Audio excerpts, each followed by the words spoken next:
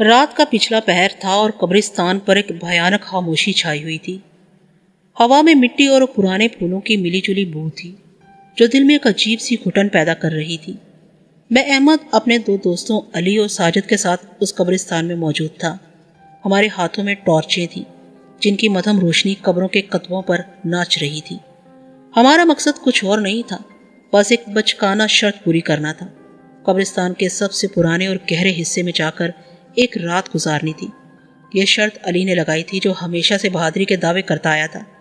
ساجد اور میں نے ہچکچاتے ہوئے اس کی بات مان لی تھی، مگر اب جب ہم اس بھیانک جگہ کے بیچوں بیچ تھے تو دل بری طرح دھڑک رہے تھے۔